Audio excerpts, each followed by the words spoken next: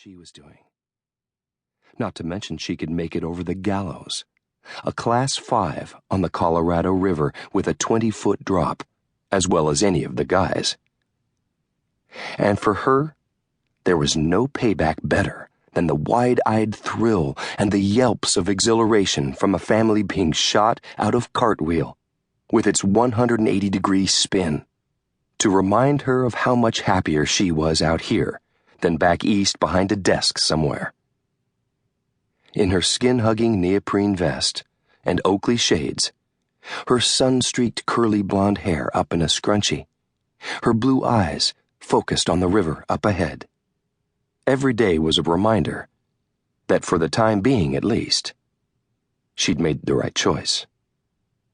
That morning, she was handling the early morning run. Out at 8, back by noon. It was one of those picture-perfect Colorado days. The sky blue, the scent of aspens filling your nostrils, whitewater biting at you from the late spring runoff. Megan and Harlan, 9 and 11, were up in front with their parents right behind them. Dani didn't want to scare them, though navigating the falls, pushing around 2,000 cubic feet per second, did require a bit of technique. Everyone was laughing, pitching in paddling, enjoying the ride. Her job was to give them the time of their lives. As they made their way around Jake's Bend, for the first time they could see the froth from entrance exam rising into the air. That's when you knew you didn't come here for a nature ride. "Look!" Harlan was the first to point up ahead. "I don't know," Dani said teasingly. "Those exams are looking a little angry this morning. I hope everyone studied up."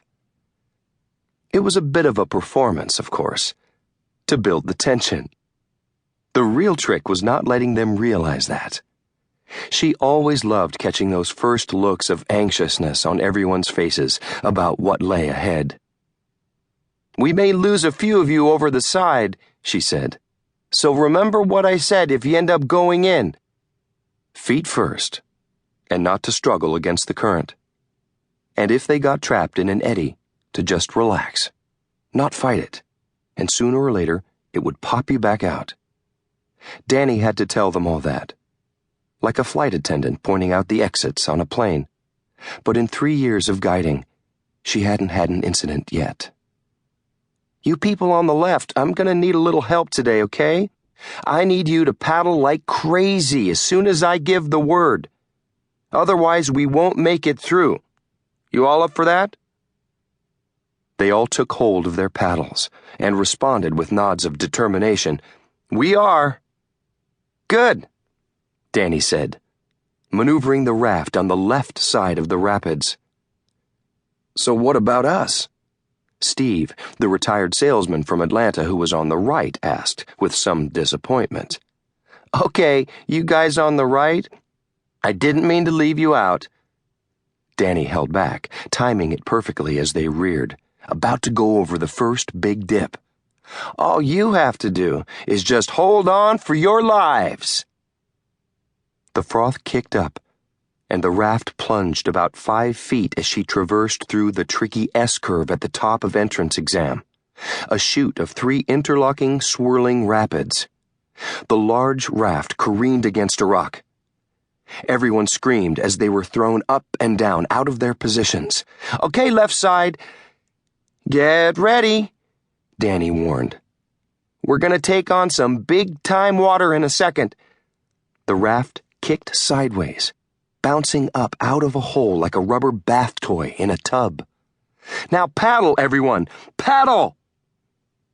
They lurched forward, 9 paddles propelling them down the chute, icy water spilling in from all sides. Everyone on the left side worked feverishly, letting out screams and whoops. Dani guided the raft around, and they spun through the last part, virtually sideways. A huge "whoa" sounded as they dropped down another 4-foot dip, and then bounced out as if ejected by a slingshot, water cascading everywhere. "All right," Dani hollered.